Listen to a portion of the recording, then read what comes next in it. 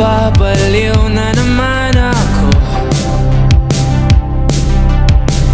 Parang sirang nagpupuyat para sa'yo. Di ko na nagawa ang project ko,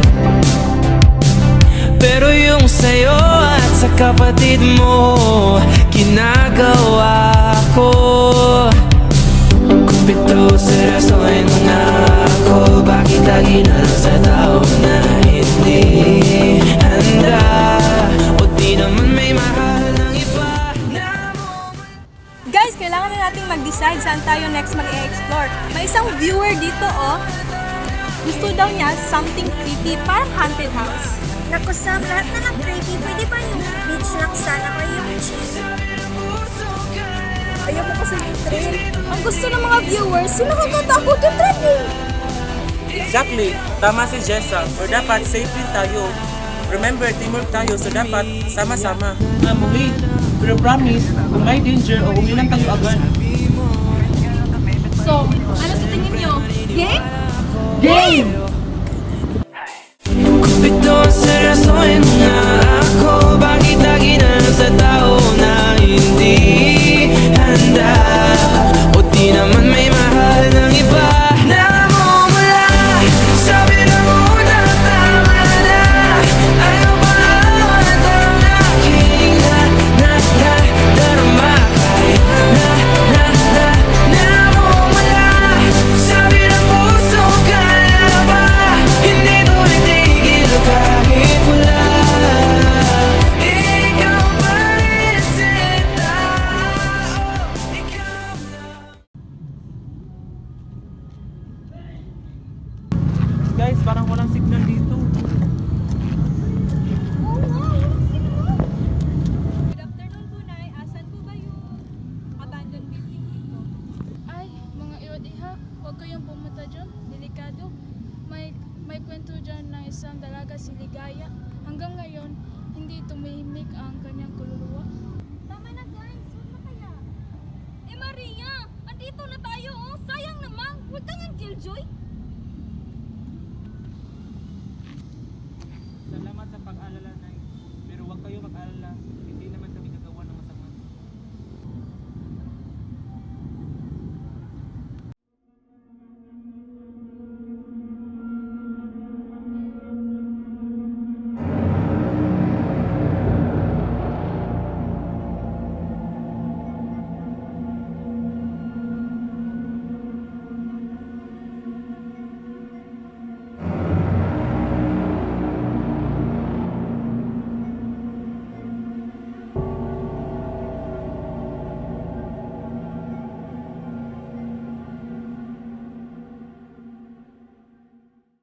May signal na! Hi guys! Ha? Oo nga, may signal na! Picture muna tayo. Sige!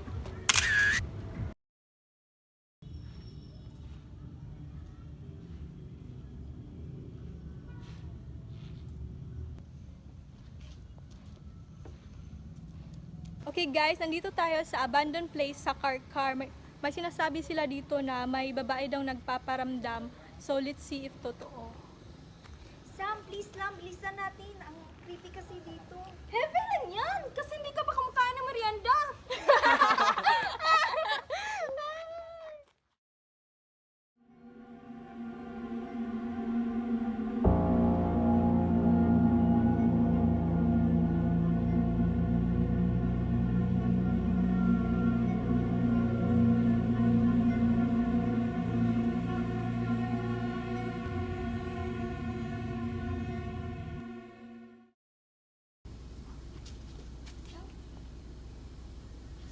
Samantha, try mo dito, oh. May magandang angle dito.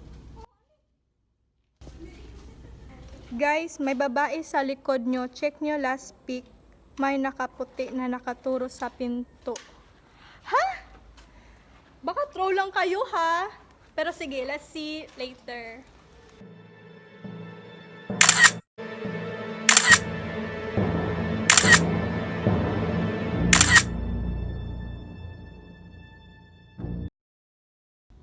So ito guys, nandito na tayo sa abandonadong gusali dito at kita naman na sirang-sira na talaga.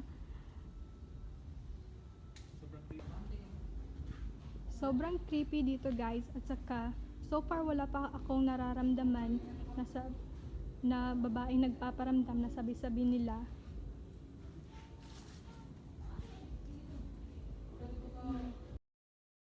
So hi guys, nandito na kami.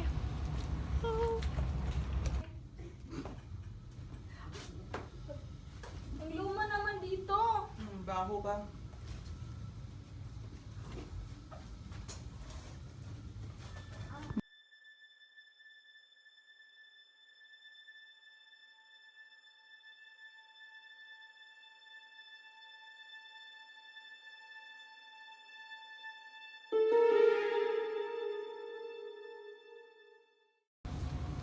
Ano, sira-sira dito.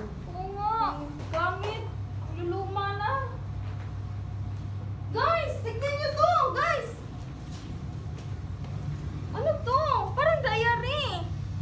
Kunin mo. Ang dumi naman. Pwede bang kayo na lang?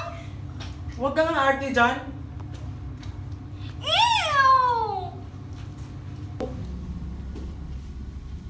Ang dumi naman. Kanino kaya to? Abril 3.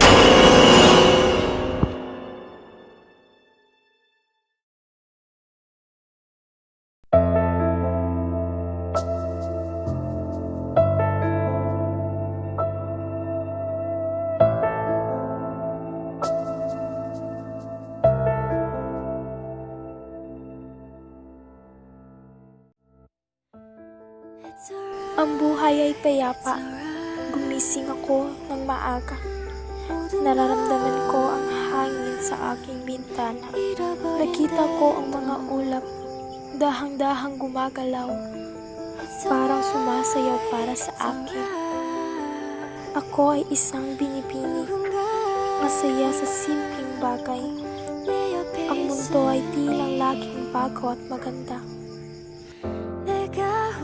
April 10. Gustong gusto ko ang paglubog ng araw. Sa bawat kulay ng kalangitan, nararamdaman ko ng buo ako. Wala akong hinahanap. Wala akong kulang. Sapat na sa akin ang katahimikan. Sapat na ang mga ngiti ng mga tao sa paligid. Sapat na ang pagiging ako.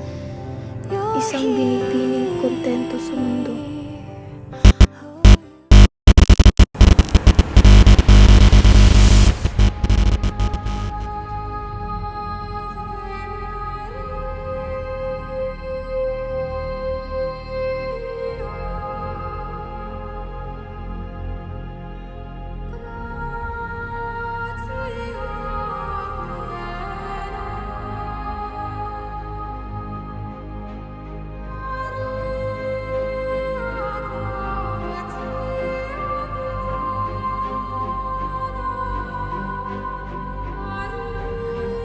May dumating. Ang kanyang pangalan na nagsisimula sa titik L. Sa una, parang kapighani. Lagi siyang naroon. Nag-aalok ng mga salita at mga titik di ko hinihingi. May kaba sa puso, pero ayokong bigyan ng kahulugan. Sinabi ko sa sarili ko, ako'y bata pa. Hindi pa panahon para sa ganoon. Bakit parang may kinalaman ng lalaki sa pagkamatay ng Ligaya? Or baka imagination lang niya. Malay natin, diary lang to, di ba? Ang mga araw ko ay nag-iba. Hindi na ako makalakad ng payapa. Lagi siyang sumusulpot, nakatingin, nakasunod. Ang dating katahimikan ay napalitan ng bigat. Para bang bawat sulok ng lugar na ito may mga matang nakatingin. Ang aking mga gabi ay hindi mapayapa.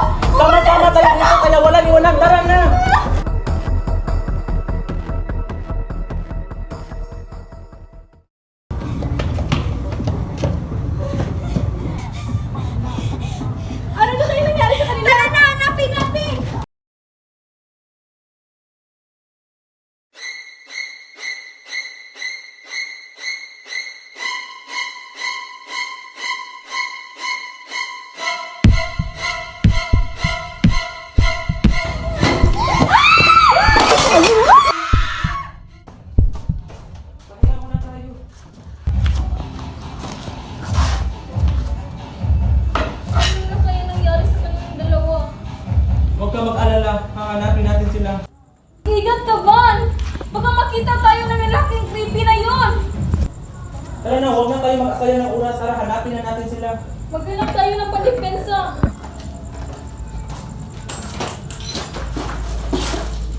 Pwede na siguro ito. Tara na. Tara. Tulong! Tulong! Tulong mo yun? Pero boss na yun! Saan na yun? Tara, puntahan na natin. Tulong!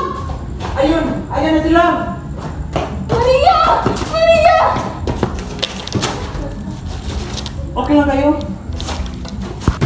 Ayan na siya! Juan! Sa likod mo!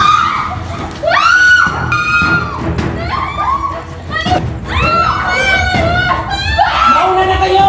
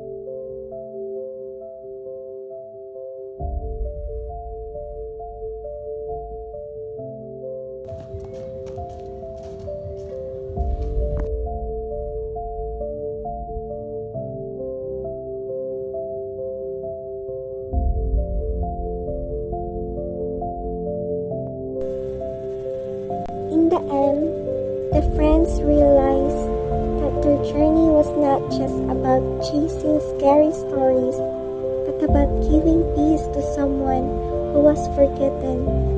Ligaya thanked them for uncovering her pain, not to spread fear or gossip, but to bring justice and finally let her rest.